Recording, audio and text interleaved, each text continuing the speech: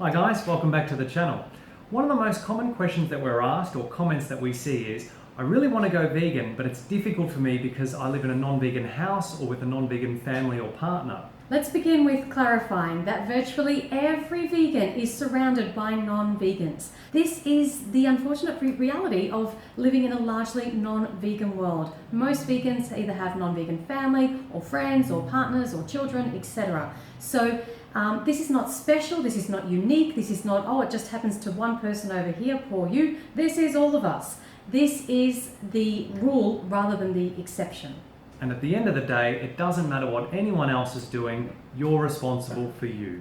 So how to deal with this? The first point is to make sure that you're fully educated about all three aspects of veganism: ethics, health, and environment. This way you'll be unshakable in your resolve to be vegan, regardless of what anyone around you is saying or doing. And of course you can offer to share this information and these documentaries with these people in your life, but if you're asking these questions and you're feeling frustrated, then probably these people just aren't interested in learning more about veganism. We've also made a video for parents to help them understand why their child wants to go vegan, and a video for non-vegans to help them better understand their vegan family member or friend.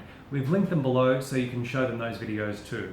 On a practical level, if you're a bit older and you're living with other people in a house share, or even if you're younger and living at home with your family, perhaps you could have a shelf in the pantry or the cupboard and a shelf in the fridge where you can keep your vegan products. You may also need to take responsibility for your meals and get in the kitchen and prepare them yourself, as you may not be able to rely on your parents or partner to make vegan meals for you. So we've linked some vegan recipe resources in the description below this video. If your parents do the shopping, give them an idea of the kinds of foods that you'll need to make your own meals. Make it easy for them, don't leave them guessing. So these are some practical tips, but of course the hardest thing is dealing with people in your house teasing you, taunting you, mocking you and bullying you. And unfortunately there isn't a one-size-fits-all answer to deal with this. Each and every family member or friend is going to react differently to your veganism.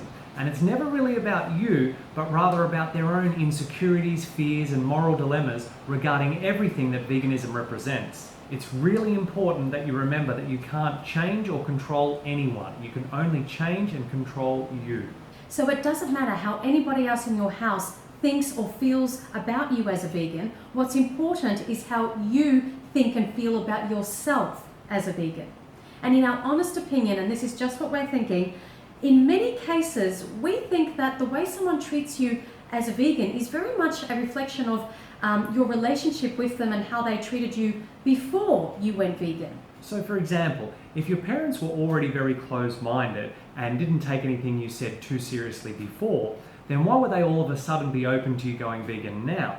However, if you've always had open, good and respectful communication with your parents, then it's likely to be easier for you to talk about veganism with them. This comment was left on a video recently. How do you stay strong around family who are heavy meat eaters? I'm visiting family who taunt some of my favourite meat dishes in my face. I'm determined to stay vegan, but I have to admit I get frustrated. Yes, this is incredibly frustrating, and when the bullying gets this bad, what we recommend is that people approach their family, sit them down and say, look, I love you and I know you love me, but what's happening right now is really hurting me. The bullying and the teasing and the taunting, it's making my life difficult, it's making me sad, it's causing me pain and frustration, and it's making me feel very uncomfortable in my own home with my own family. And then say to them, look, even though I'd love for you to stop eating animals, I know that I can't force that upon you. So all I'm asking is that you stop the jokes and the mocking and the teasing and the bullying and the taunting of the chicken drumstick in my face or whatever it is, and just respect that this is what I'm doing for my body. Basically, you have to come from the heart and appeal to that love that is, supposed to be in a family. Try to connect with them and just make them understand that it's really hurting you and you're asking them very nicely to please stop. If they say things like, you used to love this dish so much, you used to eat this food, you can respond with, yes, and I still love it, I now make the vegan version. And if they're going to wave chicken in your face, for example, you can have Petta's Chicken in 60 Seconds on your phone and just pull it out and play it for them. And beyond that, you can't really do much. If you're old enough to move out, then do so. And if you have moved out and you're an adult, then remember that you always have the choice how much time you spend around people that make you feel really miserable and upset. And even if those people are family, you can pick and choose how much time you spend with family. Another scenario we hear about is people sitting down to a meal with their non-vegan family and they're eating animal products, and it's really hard. And yes, it is. But if you're going to survive living with a non-vegan family, you're going to have to learn to simply switch off. You have to learn to just ignore what they're eating. Just switch off. Don't think about it. Don't look at it. Just enjoy your meal. And also don't talk about vegan topics. Don't raise anything vegan. If your family members raise vegan topics with you during a meal and they want to start arguing, you have to say, please stop. I don't want to talk about this. I don't want to argue about it. I just want to enjoy my meal. Of course, when we were editing this video, we realized we forgot to talk about two important scenarios, so we're just going to add them in here. If you're a parent and you're vegan, but no one else in your house is, and you're responsible for the cooking, here are a few possible choices. You could lay down the law and tell your family that you won't be cooking animal products for them, or you could cook the same meals you always have and just use the vegan substitutes for meat, dairy and eggs. Or you could cook two separate meals. Or if you don't want to make separate meals, make one meal for the entire family but take out your portion before you add animal products for everyone else. The same thing goes if your partner is not vegan but you are.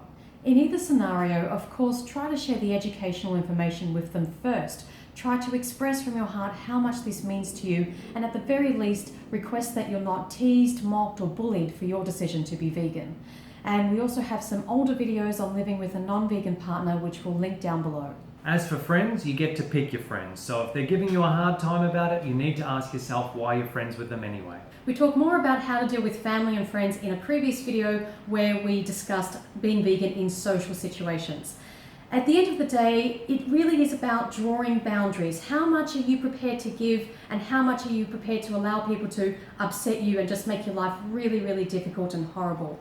And you know, unfortunately, again, this is a reality of being vegan in a largely non-vegan world. You may lose relationships with family members and with friends, and this has happened to us. This happens to a lot of people. It's not something that we like as vegans, but sometimes parents will actually choose to not have a relationship with their child because their child's gone vegan, and there's nothing you can do about that.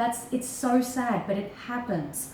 At the end of the day, as we said, you can only control yourself. You can only make decisions for yourself. You have to do what's best for you and from the knowledge that you have to help animals, other people and the planet.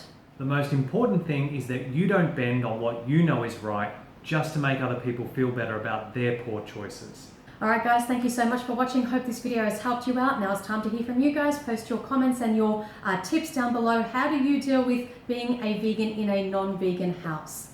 Don't forget to like, share and subscribe, and remember until next time that going vegan is not the most we can do. It's the least we can do, even when it's really challenging.